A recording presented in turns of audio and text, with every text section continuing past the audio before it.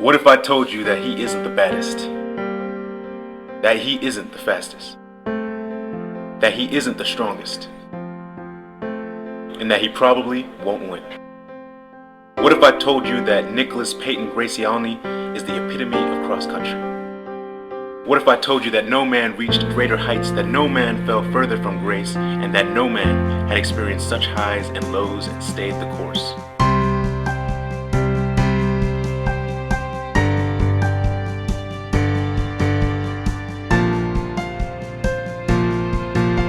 This is the rise, fall, and return of Nicky G. What's up, my dudes?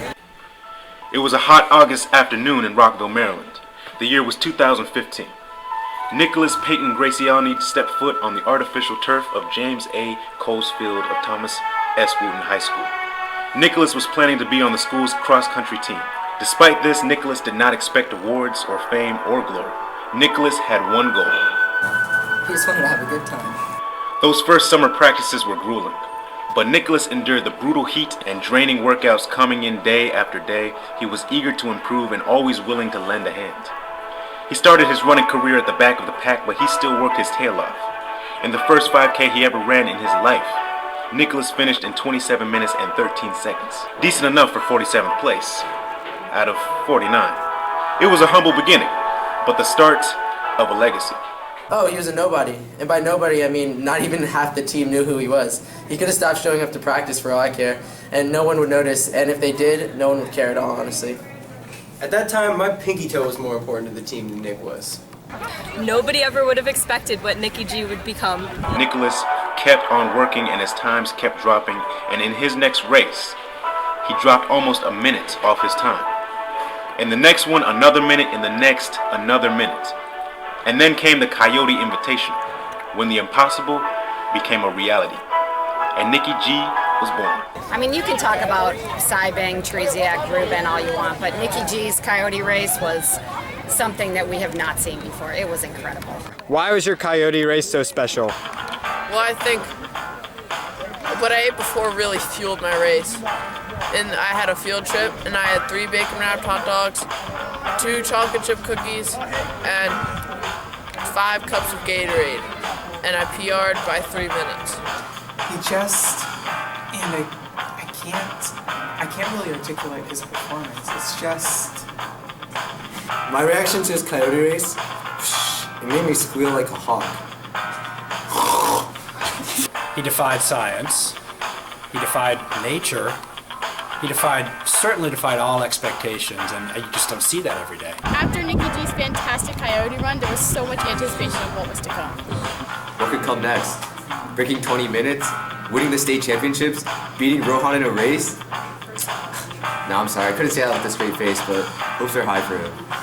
At first I thought steroids, but then I realized Nick is one of the smallest kids in the team. I wonder where Barry Bonds was on. Everyone had their own theory, but amongst all the uncertainty, one thing was for sure. There was no more Nicholas Gracyalny, there was now only Nicky G. Outdoor track was approaching and Nicky G's stock continued to soar. He started the season with a solid yet disappointingly unspectacular time of 6 minutes and 3 seconds. But as the season came to a close, he had shaved off almost 20 seconds. With a year of running under his belt, Nicky G had his eyes set on even greater heights, and on his shirtless female teammates. I like that. Though he was unable to improve his time in the first time trial of the season, Nicky G was on the track for success. Hopes were high until his dreams and season were shattered in an instant. August 22nd, 2016, a date that will live in infamy.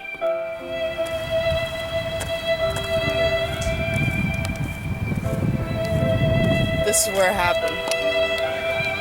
So I was jogging here, and I look over because the fast people start passing me, and then I see me here, and it was like sunglasses, and he smiles at me, and then I get pushed, and I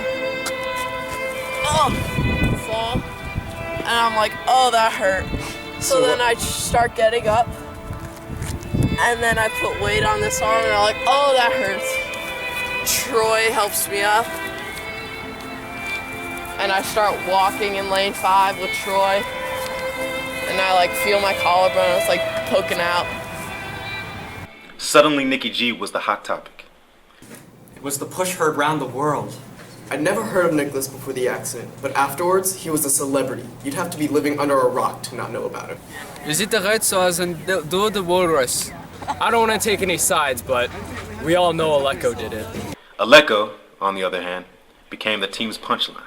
How are you treated after the incident? I was hated. I was shunned. No one wanted to talk to me anymore. Aleko? I haven't heard that name in months.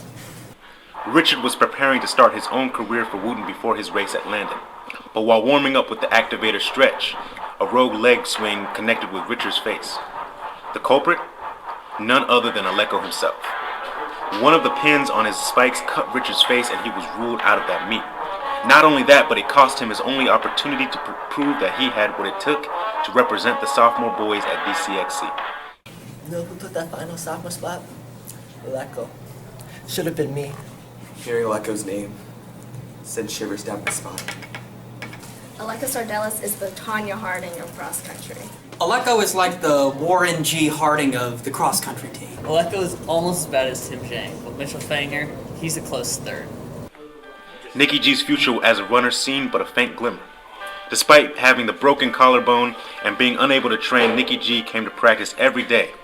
And by season's end, he was back on his feet and returning to the course. I'd have to say that Nicky G was the team mascot. He was my inspiration. Whenever I feel pain during a race, I always think about how much pain Nicky G had to go through rehabbing from his injury, and it just inspires me to push through. Nicky G is such a bro. I was so happy he stayed. The fact that he came out to support us day in and day out really had a lasting effect on all of us. I mean, you know, this speaks about someone's character tremendously, that even though they're injured and cannot run, can't participate, but still come every single day when it would be just as easy to go home and get your homework done or do whatever you want. And he was here supporting the team every day. I mean, you just cannot put value on that. It says a lot about somebody, and those are the kind of people we want on this team. Whether they're injured or running, those are the kind of supportive people we want on the team. Nicky G? That's a special runner. Nicky G knows how to get a good time on the course and with the ladies. Nicky G and I did it for a good 5 seconds. It was a good run. The only person I'd let my girlfriend cheat on me with is Nicky G. Hell, I'd cheat on my girlfriend with Nicky G. It's 2017, track is back and so is Nicky G. No longer is he the puny freshman that once walked onto the Wooten turf 2 summers ago. He is now a puny sophomore who was lucky to even be walking at all. No longer is he the victim of one of the most traumatic incidents Wooten athletics has ever experienced. He is now purely part of a harrowing statistic. Injuries inflicted onto other runners by Aleko Sardellis. Through it all, he stayed the course and has triumphed over every obstacle in his path. Forget Usain Bolt, forget Matthew Centrowitz, forget Rohan Asfal. Wooten has its own superstar and his name is Nicky G.